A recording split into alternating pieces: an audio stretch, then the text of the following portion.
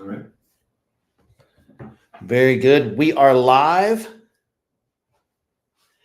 and we will be taking questions.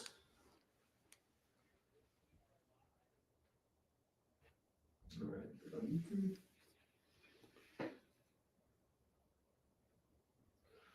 All right. Let me know when people join. Yep. I might as well launch it on Facebook, actually. I don't think it's live for live.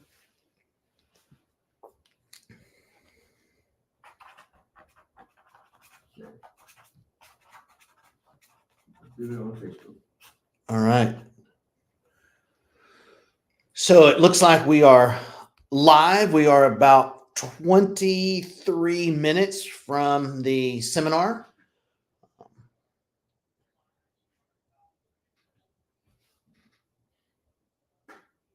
If any of you have any questions, you can put them in the comments and we'll answer those before we get started. Thank you for joining us.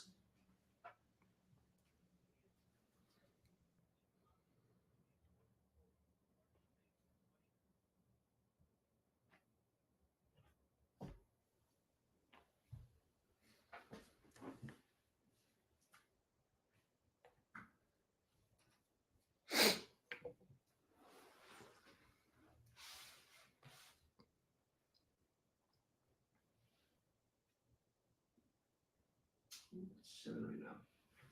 Good, good. So it looks like we have about 7 of you have joined us already. Thank you for joining us. If you guys have any questions before we get started, you can put it in the comments and we'll answer those. That's why I have started the live a little bit early so that we can answer questions. So shoot, let's have them.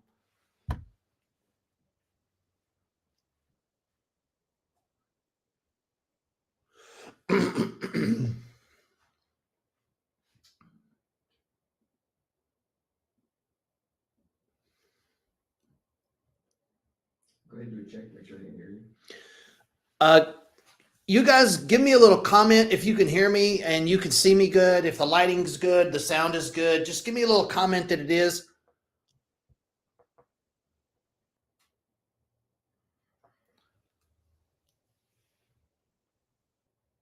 Holly, thanks for sharing that with Gail there.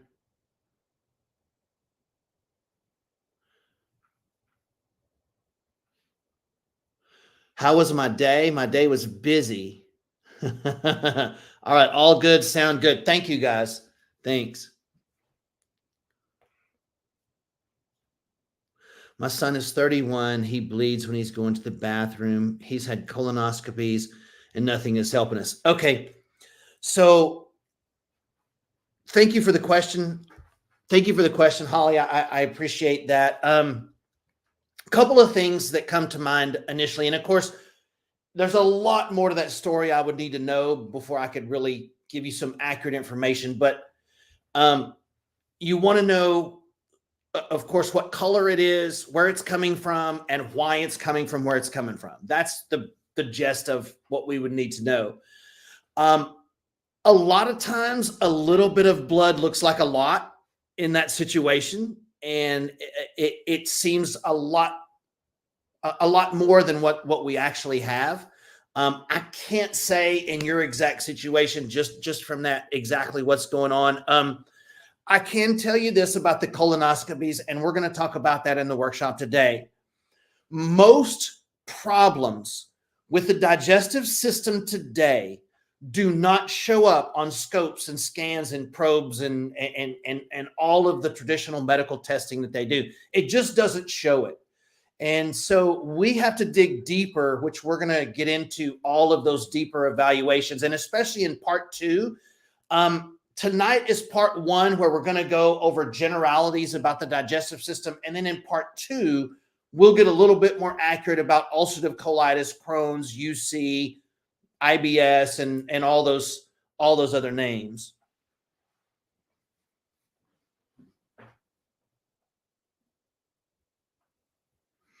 I think that's Jeannie. Is that how you say that, Jeannie? Okay. Thank you for the question, Jeannie. After eating, I feel so bloated, uncomfortable feeling, and I do have GERD, but all of this air I pass at night while I'm in bed. Any thoughts? I absolutely have a lot of thoughts about that. Thank you for the question. By you having GERD, there's a really good chance that you're taking something to lower your stomach acid.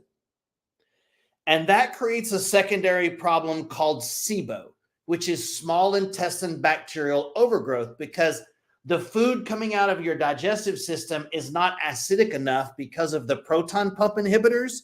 And that leaves a bacterial overgrowth, which I'm going to draw all this out for you in a little bit, and we'll talk about SIBO. But more than likely, that's what's going on with your bloating. And so we're going to get into all that.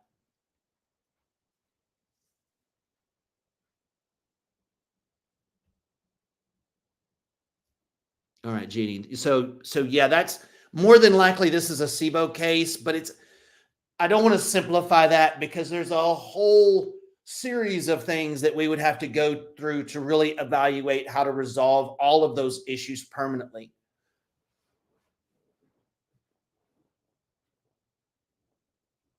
Thank you for the question, though. This is a very common thing.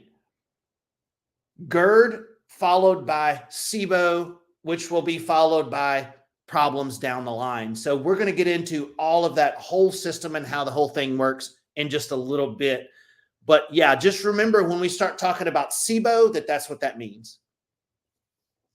Yeah, weight gain, of course. Yeah. Not processing well, probably not absorbing vitamins or minerals either. So you're probably deficient in a whole lot of things as well. So this gets complicated really quickly.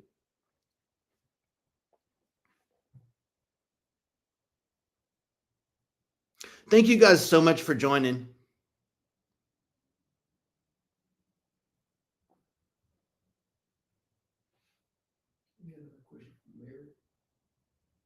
Oh, I see.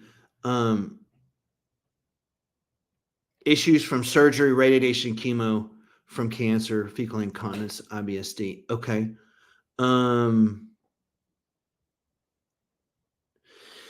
So, Mary, I'm not sure what your specific question is. Thank you for the comment and the question.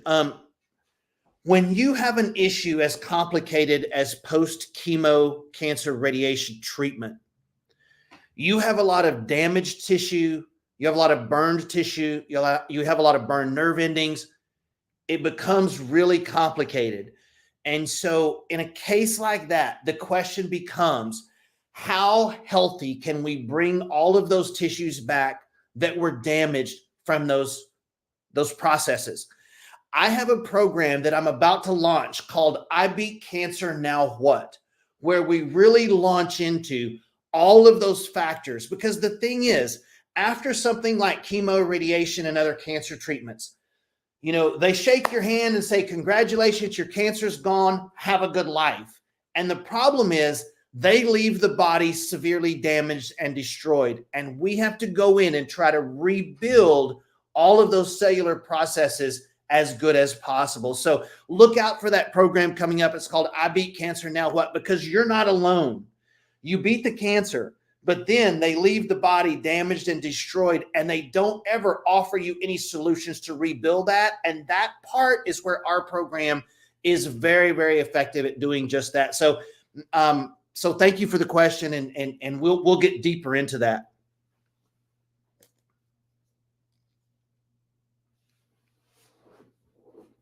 All right, Mary. Good, good, good. Stay tuned. You're welcome, Tara. I hope I'm not butchering y'all's names. I'm not good with names. Tara. Okay.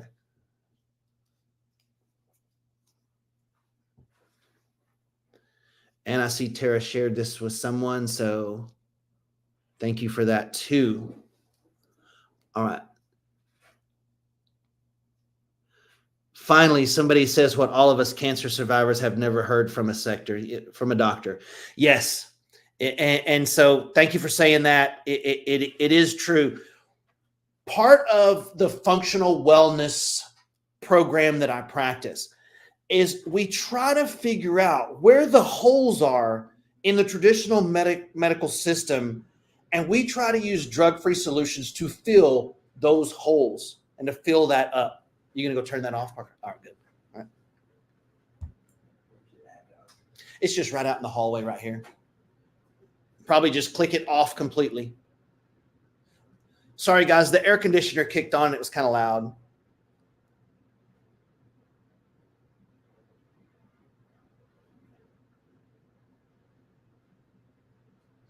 Yeah, we do work with a lot of cancer survivors, and building their body back is something that is such an important thing. One of the things we're going to talk about is a condition called energetic debt, which means your body's just failing. All of your systems just don't have the energy to move forward. And the first thing that gets cut off in that case is a lot of times digestion. And bringing that back after something like cancer or a surgery or some kind of major trauma to the body is something that we need a lot more of in healthcare.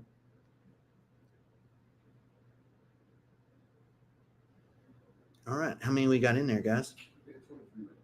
Oh, good. All right. So for those of you that just joined, we're about 13 minutes away from starting. If you have any questions, just post them in the comments. I started a little early so that we can answer some questions for you guys. And I'll do my best. So if you have any questions or concerns or comments, just post them up there and we will answer them. So welcome to the class.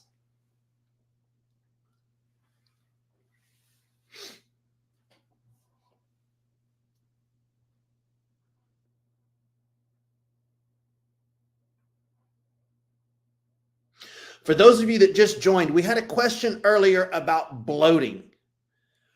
One of the top things I hear from my digestive health or digestive problem patients is that they feel bloating. They feel bloated or bloating.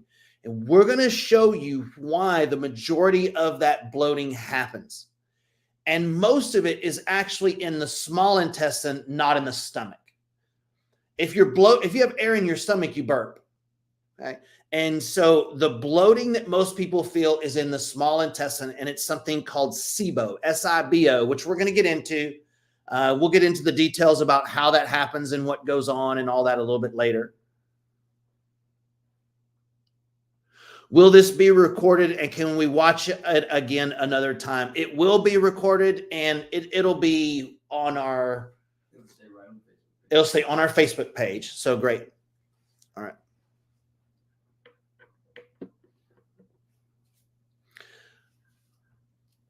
I had to consult the IT department on actually where it would be.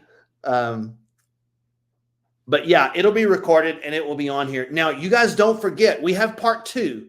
This is part 1 where we're going to talk about generalities. Part 2 is going to be March 20th, right, Parker? March 20th.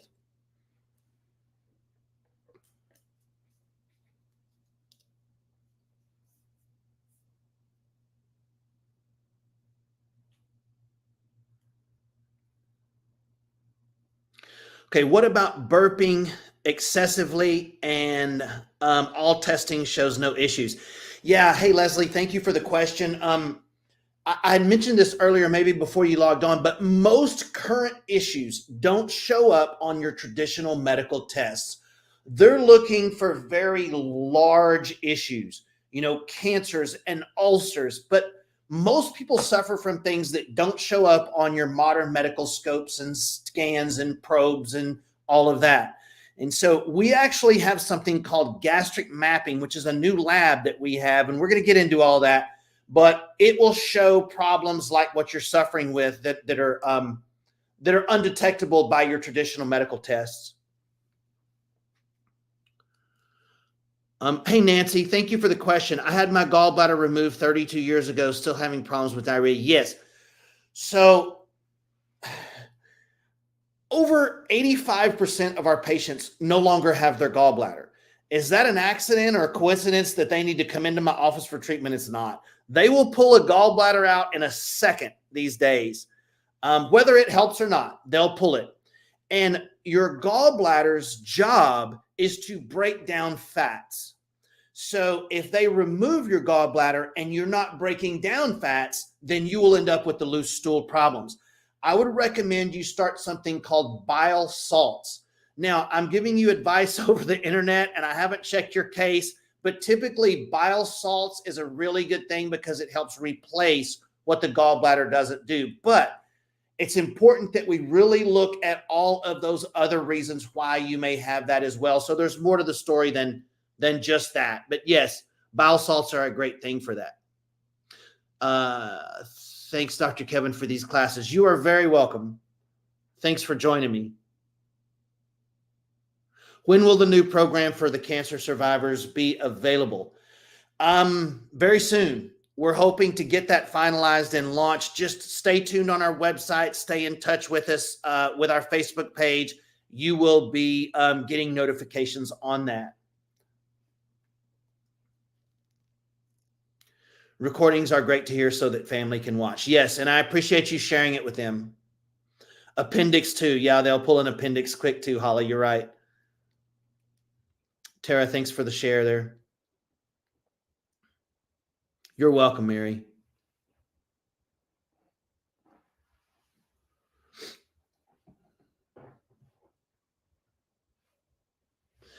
Yeah, you know, I hear multiple times a day that I've had my gallbladder taken out and I've never been the same ever since. Or my gallbladder was only working 50%, so they took it out. I'll never understand that. That's like you bring your car to the mechanic and he goes, well, your brakes were 50% old, so I just took them off. You don't need them. It makes no sense. But I guess it's a quick, easy surgery from, hey, Holly, do you accept Lake Charles patients? We do. We actually have patients all over Louisiana. We have some in Texas and other states. And so we do accept patients from all over. An inflamed stomach wall. Yeah, you know, inflammation is one of those general categories that they blame everything on, but inflammation does not. Thank you. Thank you for the question, Jeannie. Yeah, how about an inflamed stomach wall? Inflammation is one of those things that always gets blamed on. Yes, you have inflammation. Okay, my question is, well, what's causing that? Because that's really where the rubber meets the road. Inflammation, yes, causes conditions. It does. But inflammation doesn't just happen because you're unlucky. There's something creating that inflammatory process. And we're going to get into all the reasons why the body can inflame, but you have to dig deeper and keep asking the questions of why that is there. What's creating that inflammatory problem? Mary, yes, we actually do accept patients from Alabama, and we're going to start a whole program in Arkansas and Alabama very soon. But yes, Mary, we do accept patients from all over the United States. We have patients from all over, along with GERD. Yes, that's right, Jeannie, along with GERD.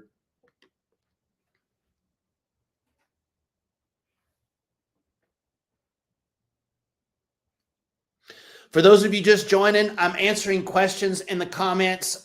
We are about 5 minutes away from starting. And so if you have any last minute questions, just post them in the comments and we will try to answer those before we get going here. That's why I've logged on just a little bit early, and we are right at 5 minutes out from getting going. If anybody has any last minute questions, you can just post them in the comments.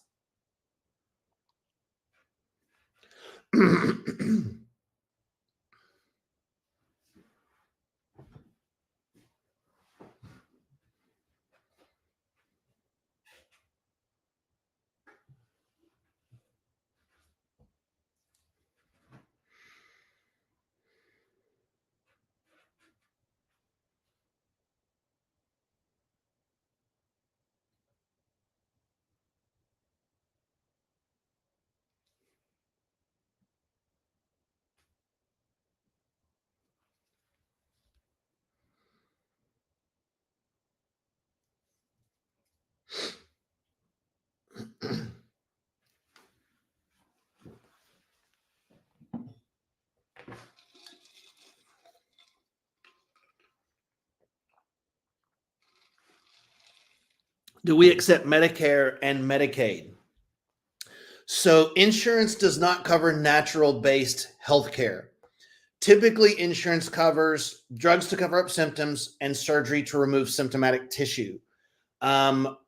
All natural care is typically not covered, especially by Medicare, Medicaid. They're bare minimum.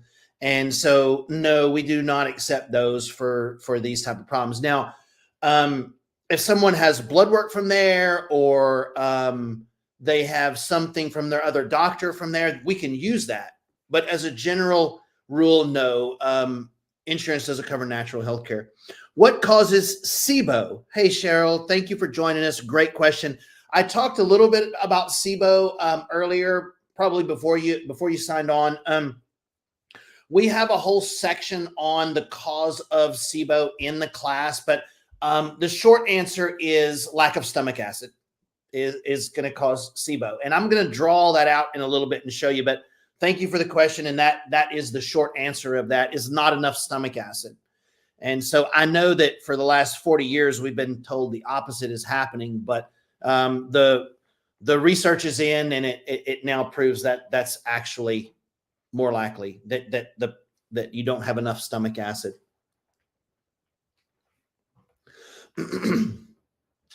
You're welcome, Pam. 3 minutes out. So if you have any last minute questions, post them in the comments, and then we're going to get going.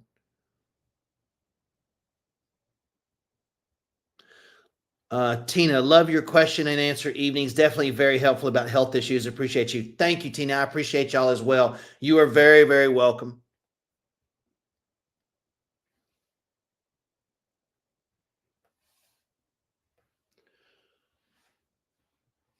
All right. 3 minutes out, 2 minutes out, something like that. 2 minutes. All right.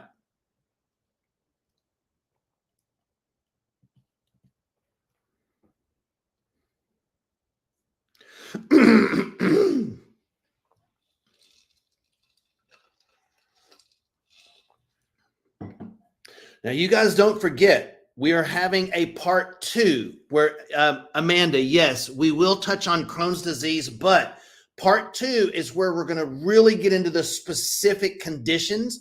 Tonight is a general overview of the digestive system and what and things that can go wrong. On March 20th, we're having part 2 where we dig deeper into the individual conditions. But Crohn's is an autoimmune disease, which is a whole different bear. It's not actually a digestive problem.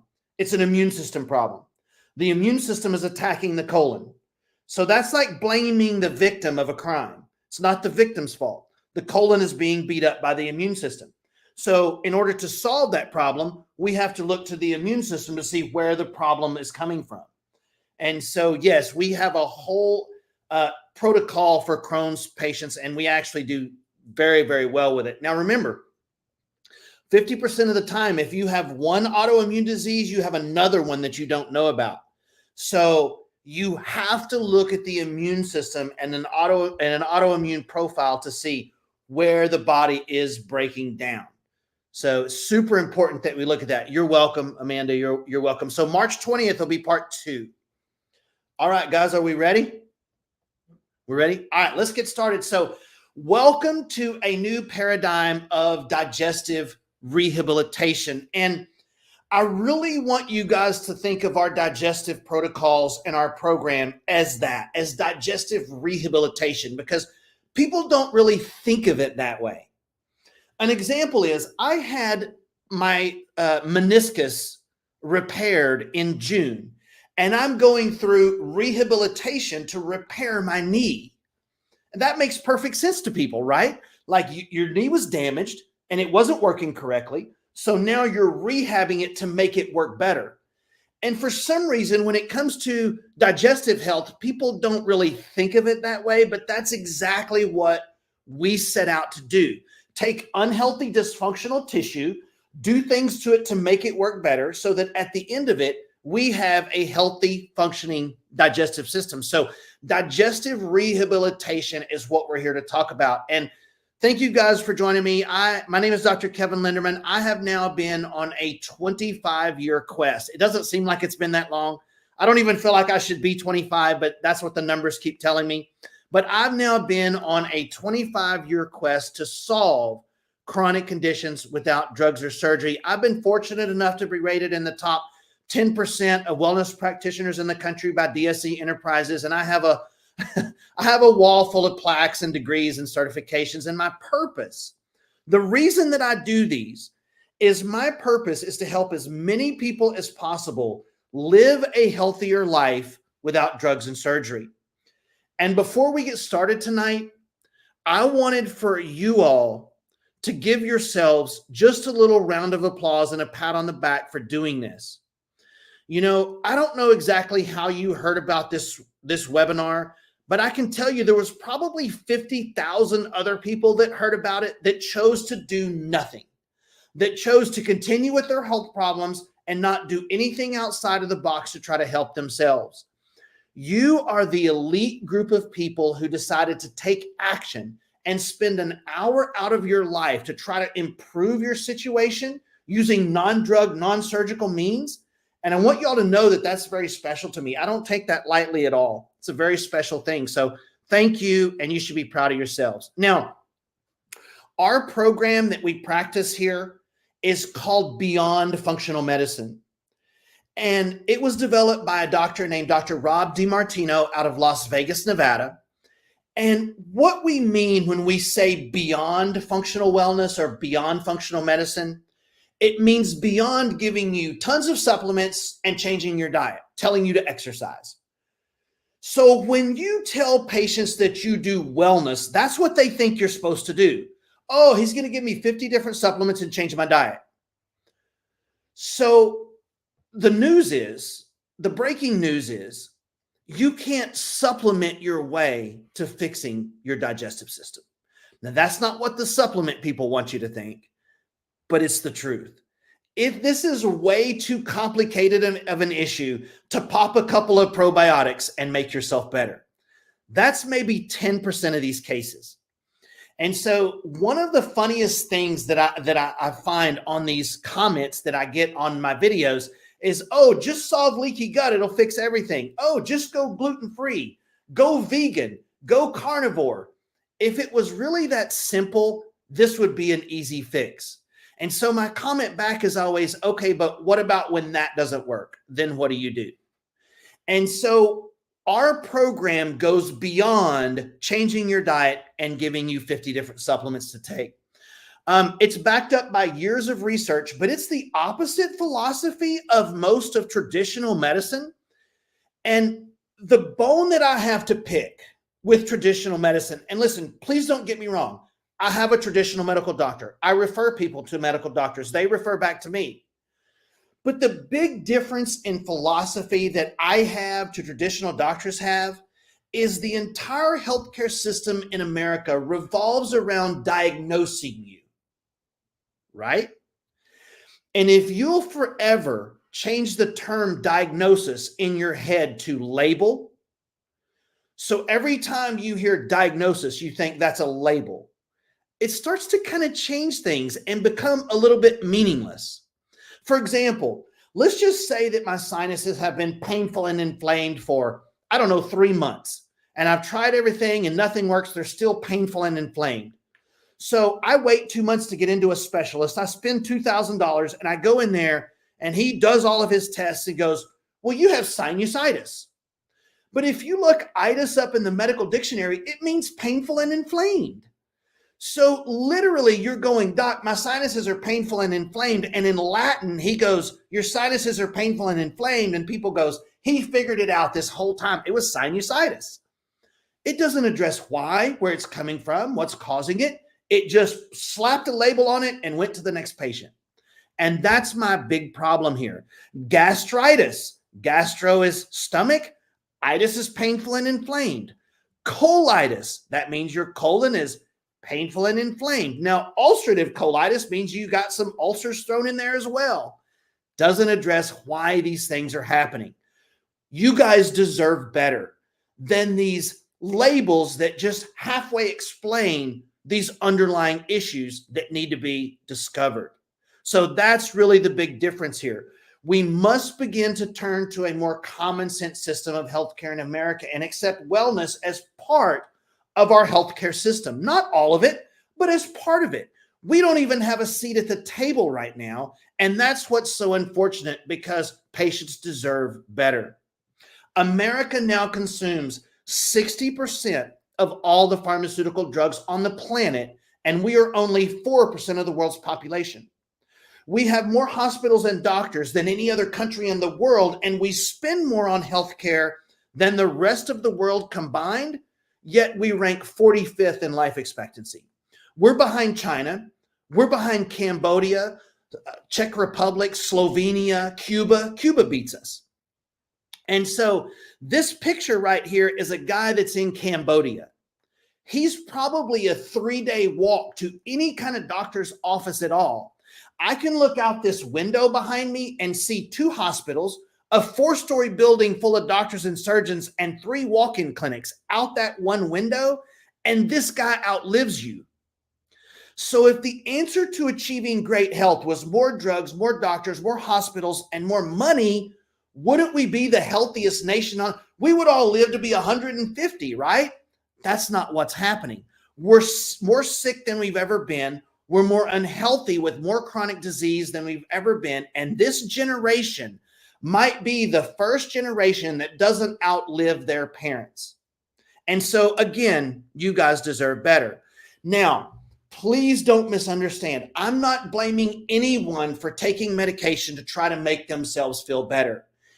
I talk to patients every day that tell me their medications saved their life, and I'm good with that. Don't misunderstand. But someone needs to be asking the deeper questions as well as to where these things are coming from. Now, if we're going to get into that conversation, if we're going to talk about where these problems are truly coming from, I want y'all to understand that this conversation tonight is going to get complicated and difficult. We need to get deep into some biology and cell science and energy production in the body. And that conversation is not easy. And I know it's been a while since we've all been in school, but I can't talk about how we're able to resolve chronic disease like we are and get the results we do without the conversation getting somewhat complex. So buckle your seatbelts and let's get started. Now, if I could solve one health problem in the world, if I had a magic wand and I could wave it over the planet Earth to solve the most health problems with one swoop, this is what I would pick.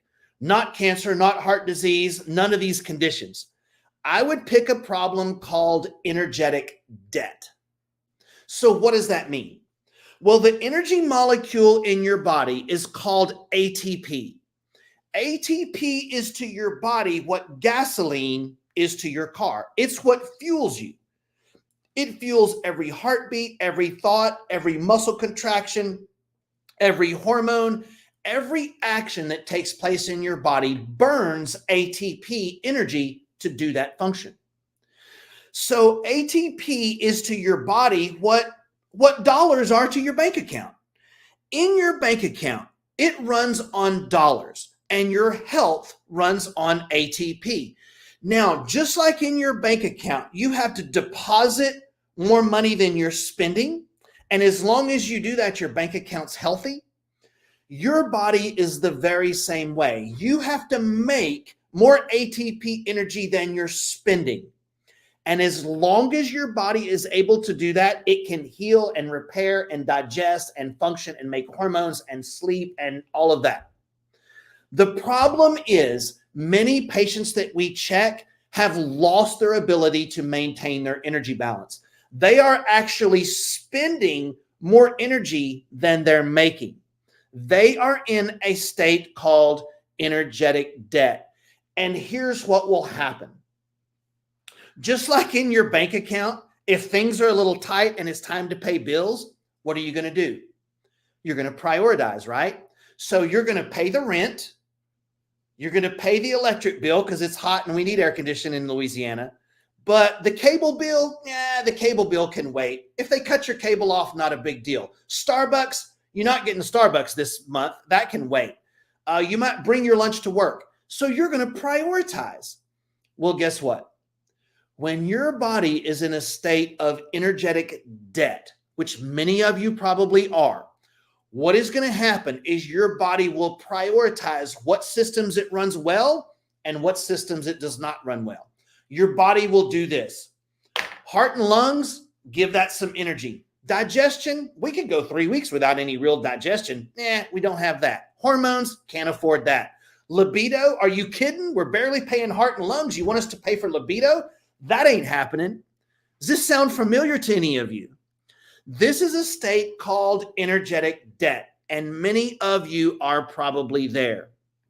Now, why is this happening? Because we are in the worst energetic times in the history of humans existing on Earth. And that is happening because we have more toxins, heavy metals, and environmental pollutants than we've ever had. We have more stress, anxiety, and a fast-paced lifestyle than we've ever had. We have more crazy infections now. Guys, you don't realize it, but the bugs and bacteria are getting smarter and stronger and more adapted to attack us. And because of antibiotics, our system is getting weaker and less able to defend us. And this is like two trains coming together on the same track from my vantage point. We have these crazy GMO foods with food allergies and no nutritional value. And we have leaky gut, poor digestion, poor gut health, and medication cross-contaminations. And your body is doing this all at the same time. It's like you got a bunch of bills that you weren't expecting and your paycheck got cut at the same time. Now, people don't really understand what I mean when I say GMO foods. So what Monsanto seed did, who I refer to, Monsanto, I refer to them as the evil empire of the food industry. What Monsanto seed did is they took the genetic structure of a soybean, a corn plant, a wheat plant, and all of our food plants. And on one end of it, they spliced part of a virus genetic structure. And on the other end of it, they spliced part of a bacteria genetic structure. So the corn that you're eating, the wheat that you're eating is not actually corn or wheat. It's part corn, but it's also part virus and part bacteria. And they did that so you can spray Roundup all over it and the Roundup won't even kill it because it's not really a plant anymore. And we wonder why we have digestive problems. And this is one of the causes. And so energetic debt is caused by all of these things happening at the same time. Now, no matter what condition you've been diagnosed with, I don't care if it's GERD, IBS, UC, Crohn's, whatever. If you're at this level of health now and you're trying to move up to a higher level of health, it takes an extra energy input to move up. Just like in your car, to go from 20 miles an hour to 60 miles an hour, you have to burn more gas. And so if you're barely treading water energetically here, if your energy is lacking and you're barely getting by here, I don't care what you do, you will never get to here. You could be at the best clinic, doing the best treatments, all of the best things, and you're stuck. Quicksand. You're not moving up because you don't have the energy to heal any more than your body is. So this probably sounds very familiar to a lot of you because a lot of you are stuck here. And that is called energetic debt. All right, everybody still with me on that? So let's discuss some of the things that are draining your energy and contributing to your digestive failures. And this is a big one. Stress, right? So I've decided that there's two types of Americans. There's those that will admit to themselves that they're stressed out, and those that are misleading themselves that they're not stressed out. Because we now have computer technology where we can test the balance of your stress nerves to see how active they are. And you don't even have to be in current stress. You could have past stress and your nervous system is stuck in a loop. And the stress response in the body will affect your digestion and your energy deficit in a very severe way. Now, stress to us back in the hunter-gatherer days was a defensive mechanism called fight or flight response. And the physiology of your body is exactly the same, whether you're stuck in traffic, late for an appointment, stressed out, or someone's chasing you with an axe. The degree is different. But the physiology, what your body goes through, is exactly the same. And your body goes through over 50 different mechanisms in fight or flight, and I'm going to give you the top 4. The first one is your blood pressure goes up because I need a lot of blood pressure because I'm about to fight for my life or run for my life.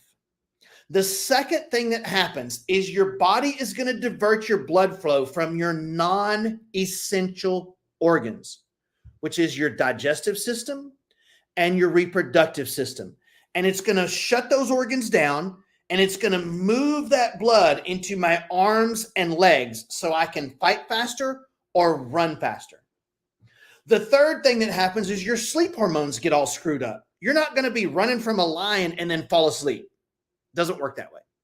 Now, the fourth thing that happens under stress is your cortisol and your blood sugar spikes, because I need a lot of quick energy because I'm about to fight or run. Now, here's the problem. We don't have a lion chasing us. We have the traffic, the bills, the boss, the kids, all of these everyday life stressors. So why do we see so much blood pressure problems, digestive problems, reproductive problems, sleep problems, and blood sugar and diabetes problems? Because everyone's nervous system is stuck in fight or flight. And if we don't deal with that, at some point, the digestive system will never be able to reactivate, because your body is shutting it down for a reason. One of the things you guys are going to learn tonight, in functional wellness, like what I practice, we really don't think the body is stupid and makes a lot of mistakes, right? That's sort of the traditional thinking. Oh, your body's stupid, not making enough stomach acid. Take this, it'll fix it. Or it's making too much stomach acid. Oh, your body's stupid. Your blood pressure is going up again. Take this, it'll fix it.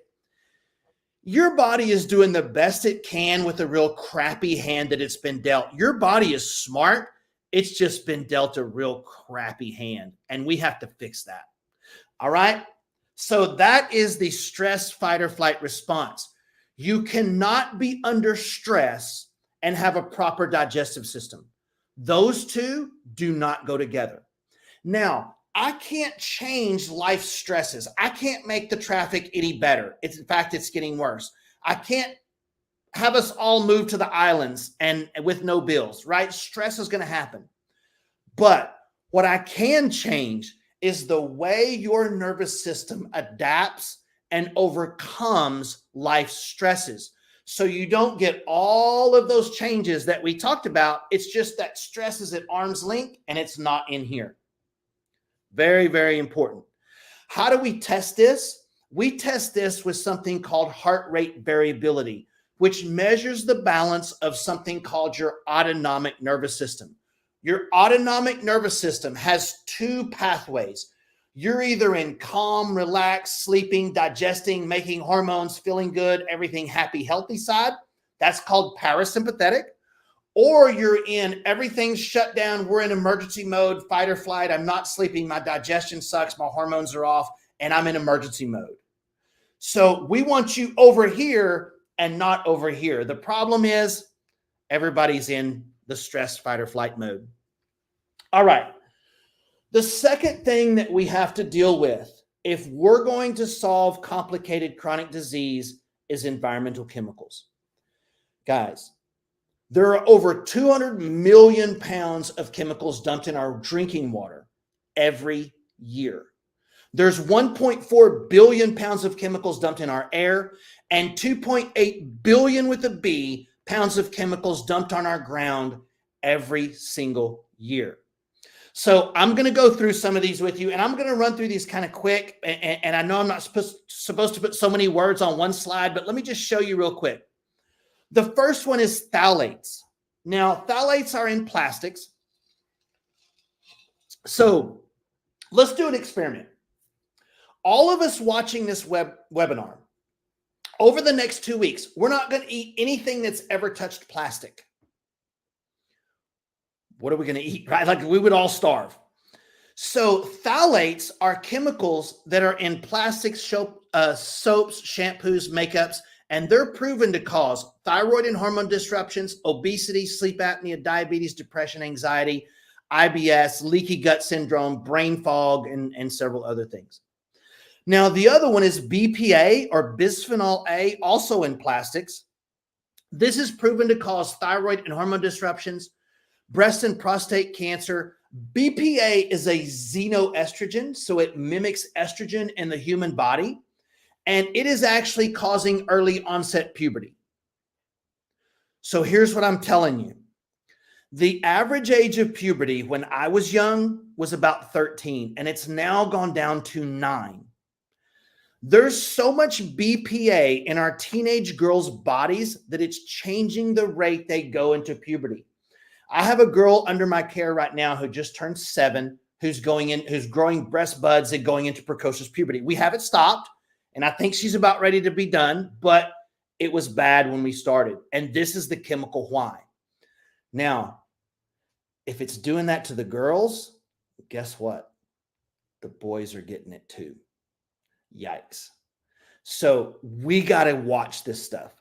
The next one's polybrominated diphenyl ether, which are your flame retardants, proven to cause ulcerative colitis, thyroid disruptions, and several others. And then you have your stain resistors, which are your perfluorinated chemicals. These are like your Teflon pan that's in your kitchen cabinet right now that's all chipped up that you're still using. That's a perfluorinated chemical. Throw that thing away. Get you a ceramic pan that's PFOA free. Proven to cause obesity, sleep apnea, thyroid dysfunctions, cancers, depressions, anxieties, ADDs. Guys, listen. The average American takes in 14 pounds of those chemicals every year. So to give you a visual on that, that's about 2 gallons of Drano, drain cleaner. So imagine if I come to your house, knock on your door, you're having breakfast with your family, you have a 3-year-old, 9-year-old mom and dad, and I put 2 gallons of Drano on the table for each one and say, I need you to spoon feed this to your kids this year. Don't worry, it's just a few teaspoons. Next year, I'll bring you 2 more and 2 more and 2 more and 2 more, year after year after year after year. You would never do that. It's already happening. So the level of toxins that you have in your body is directly related to your health problems, and it's pouring in your body every day, and people just don't even realize. That's why we have to spend so much time getting rid of toxins out of the body. And some people say, well, your body can cleanse itself. Yeah, but it's overwhelmed. It's way overwhelmed. And when your liver gets overwhelmed, it sends these toxins out of one of 2 places, either your skin or it will build belly fat to store those toxins in. And that's how we're able to do work like this. I don't know how good you can see this, but this was a girl with severe cystic acne since puberty. She was in her 30s now. She had been on Accutane and every harsh medication. This was her 3 months later. I don't know how good you guys can see this, but this picture on the left is Camille. Camille had autoimmune cystitis in her face for 6 years. She had been on the strongest cortisone that you could be on for 5.5 of those. She had stopped going out to dinner with her spouse. She had stopped going to family events. And the picture on the right is Camille at 3 months of treatment. Well, Camille actually had a 6-month program. And so you can still see she still had a little bit of redness. We just recently released Camille, and this is Camille's after picture. Completely gone. How did we do that? Liver toxins and all of these pollutants that were in the body. What's in your body comes out of your skin. You're never going to put something on that to make that healthier. By the time you see it on your skin, it's out. Camille's quite a character. And by the way, we have permission. They wanted us to show these pictures. We respect everybody's HIPAA privacy. So Camille's quite a character. She told me the other day, she goes, now that I'm having to go to dinner with my spouse and go to family events, I actually have to deal with people in the public. Yes, Camille, you have to deal with the public now. So these problems, there's a reason these problems are there. We just have to find out what it is. Now, you can also get dramatic weight loss by cleansing, because as your liver gets overloaded, it will build fat cells for no other reason than to insulate you from these toxic substances. And let me show y'all some examples. Now, ladies, I know Peter has a Speedo on. Y'all try not to jump through the camera. I know it's tough, but no, I'm really sorry to do this to y'all. But listen. Look at Peter's change. He lost 7 inches and 31 pounds by getting rid of the junk out of his body. Now, if you look at Peter's first picture, he had a big belly, but it was hard. You ever known one of those, like my dad when I was growing up, he had a big belly, but it wasn't soft like fat. It was hard. That's called visceral fat, and it's organ fat, and it is very dangerous to have that. That is not a good thing to have. David's shirt fits way better in this second picture. He lost 75 pounds, got off his sleep apnea, cholesterol, diabetes medicine, and blood pressure medicine. All right. This patient was 240 pounds with sleep apnea, hypertension, shortness of breath, and pre-diabetic. And that used to be me, ladies, gentlemen, 73 pounds ago. Now, I don't quite look like that picture on the right anymore. I did do bodybuilding competitions at some point, but lost 73 pounds by getting rid of the junk out of my body. You only look like that for about 4 days, and you're not healthy up there on stage, even though people think that's a healthy sport. It's definitely not. All right. Let's talk about some other things that are draining your energy. And the first one I wanted to talk about is leaky gut syndrome. And so I'm going to go to my iPad and draw out leaky gut syndrome for you guys, and I'll show you what that actually means. So Parker, if you would go, can you do it from there? Oh, you're on? Okay. And so many of you may have been curious about what leaky gut syndrome means. And I can confidently tell you this. Almost all of you, if not 100% of you watching this webinar, have leaky gut to some degree. So let me show you what that means. If you look at your digestive tract and you take a bite of food, sorry guys, I'm not an artist. Let's call this lettuce. Lettuce is supposed to be digested and broken down in your digestive tract to what? Lettuce breaks down to what? Carbohydrates. And then a little pore opens and lets that carbohydrate in your blood to make ATP, which is what? Energy. That's what we want to happen. What leaky gut means is you have a tear here in this barrier, and this piece of lettuce gets in your bloodstream undigested, not as carbs. It's still chunks of food. It's chunks of lettuce. There's nothing to turn that into energy. Your bloodstream doesn't know what to do with chunks of food. That's supposed to be taken care of before it gets in there. Imagine if you go to the hospital and I run an IV and I put carbohydrates and simple sugars in your body. They do that all the time. That helps you. But if I put an IV and I inject chunks of chicken and lettuce into your bloodstream, you're going to go septic and probably pass away really quickly. That's what leaky gut syndrome is. Now, what's creating these tears in your digestive lining? Well, several things. NSAID drugs, but the number one thing that's creating this is Roundup, the herbicide Roundup. And you go, but I'm very careful at my house. I never really spray that, and I wear a mask. I'm not talking about the Roundup you spray at your house. Roundup is now in about 95% of the food that you eat every week. Even the organic foods that I eat have traces of Roundup now in them. It's in about 98% of the water that you drink has Roundup in it, traces of Roundup. So there's no avoiding this.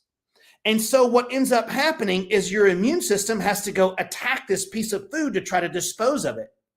Hello, Crohn's. I know one of you asked me about Crohn's earlier. If your immune system is attacking your digestive tract, that's called Crohn's disease.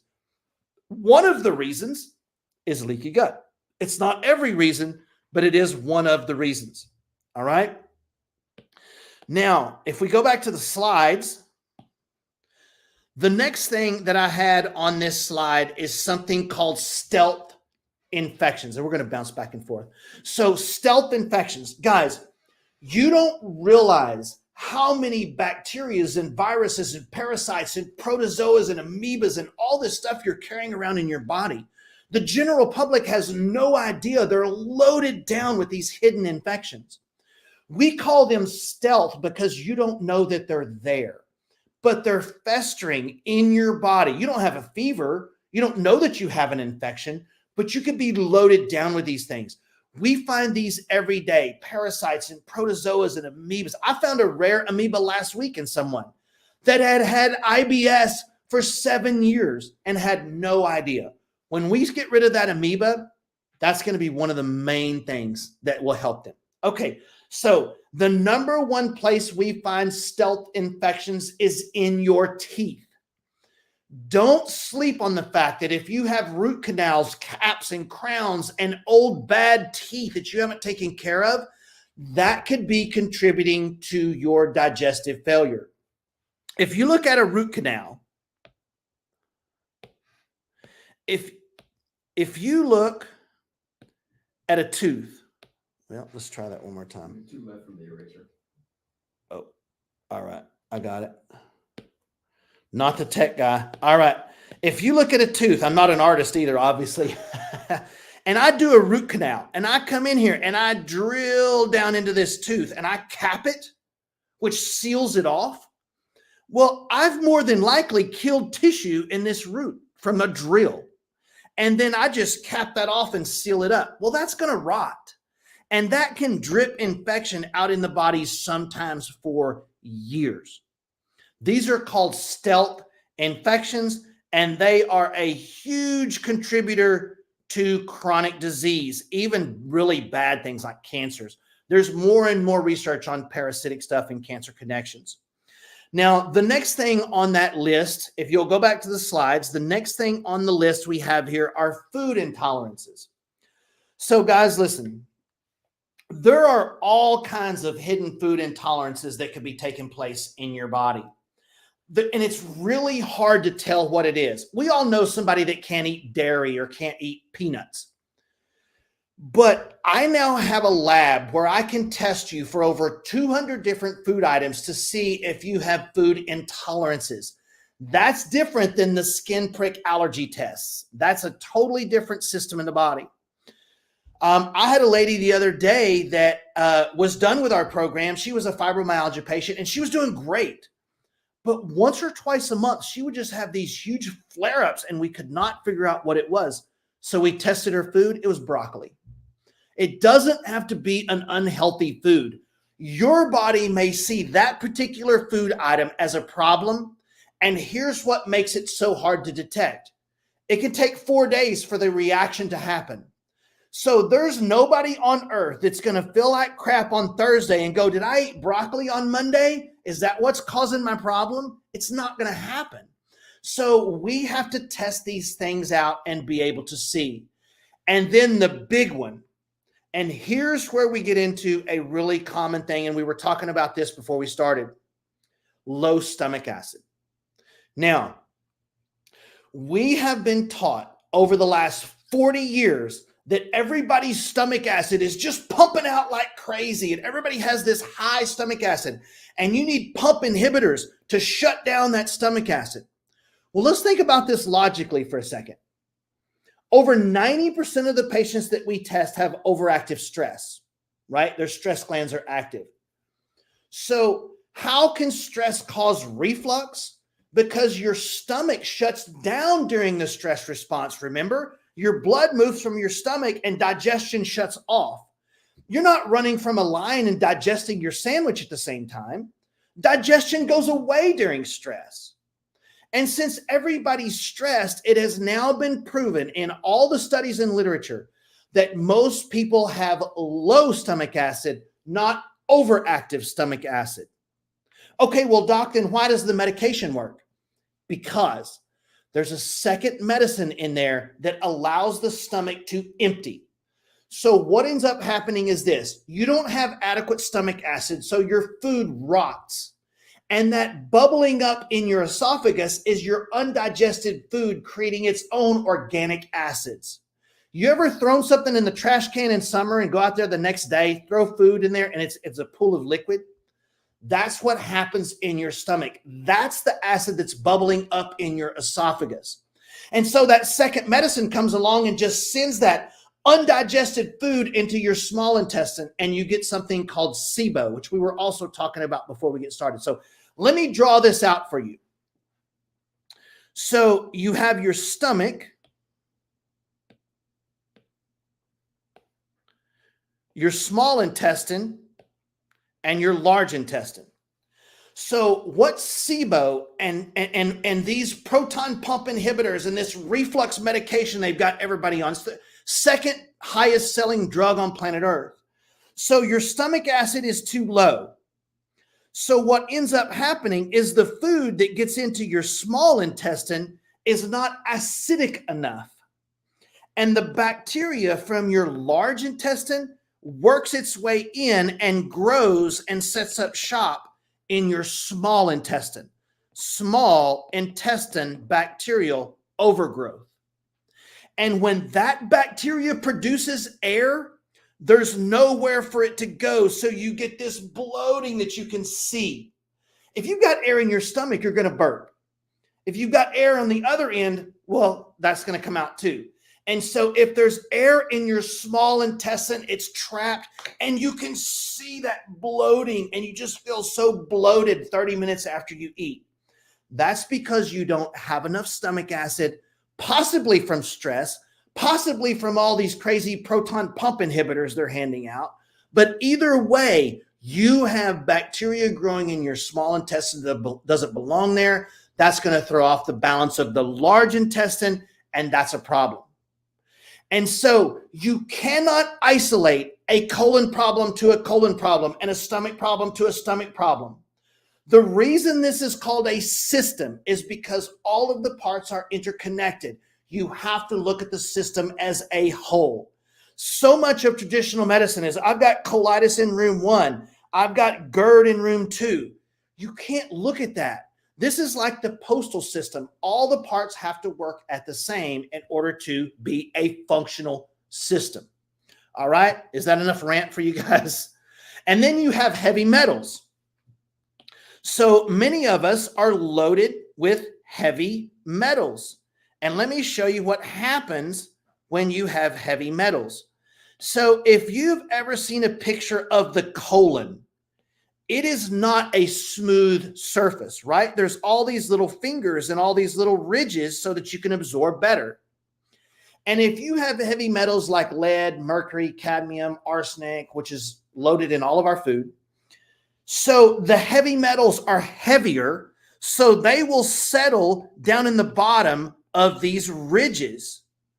Much like if you've ever seen the show Gold Rush. I don't know if you guys have. That's kind of a guy show. But they trap gold by running it through these ridges, and the gold settles to the bottom because it's heavier. That's what happens in your colon if you have these heavy metals. So we have to test you for these. All right.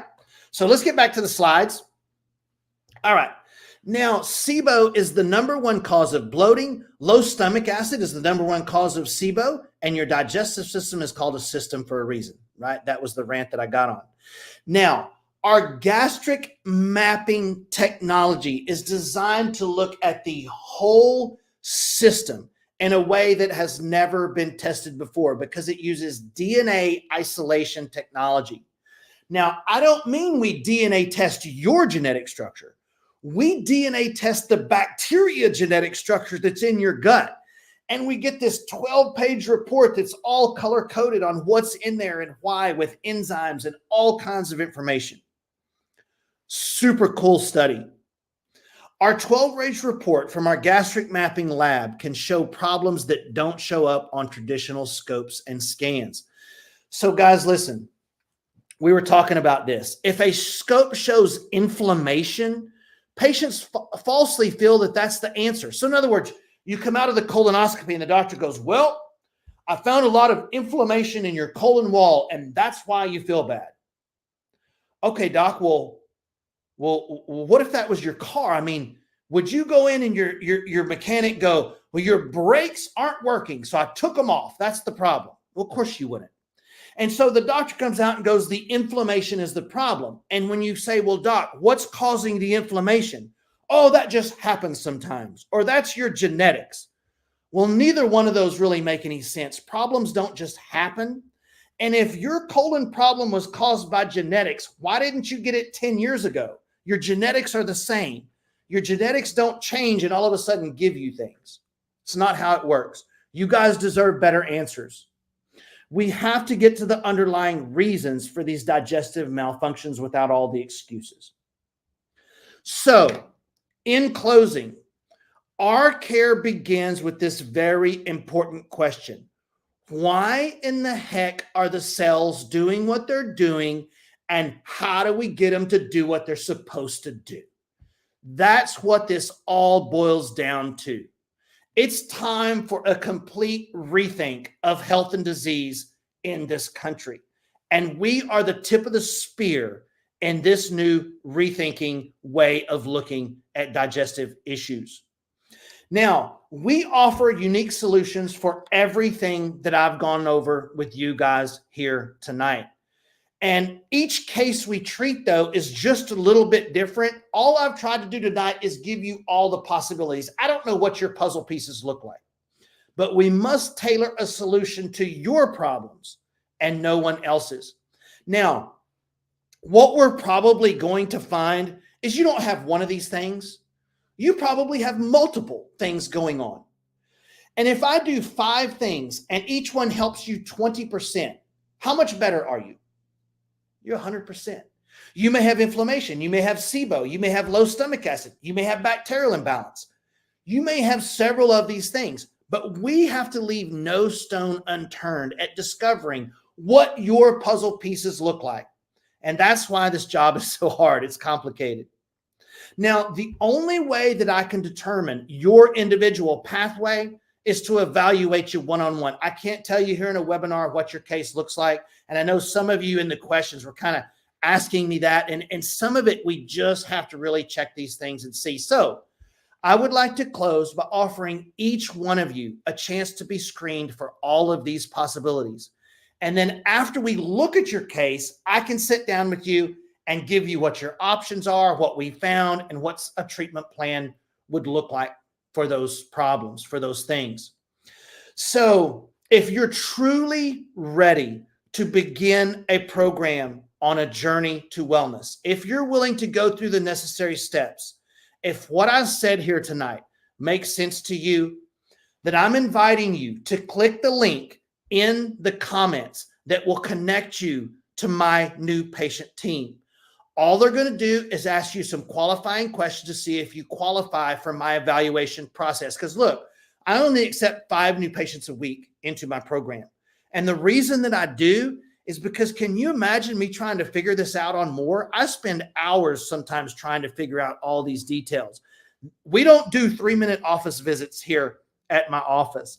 And so this takes time. So we accept 5 new patients. And if you're interested, you can click the link in the comments, the pinned link in the comments, and it will take you to my new patient team. So imagine yourselves with a life of great health and vitality. I hope that you all will choose it. And don't miss part 2 in this series, where we go more into the specific details of UC, Crohn's, IBS, and all of these others. And that's going to be March 20th right here. Thank you guys so much for joining me. For those of you that are truly ready to start a program for help, I hope that you'll click the link in the pinned comments. Thank you for joining me. We'll see you next time.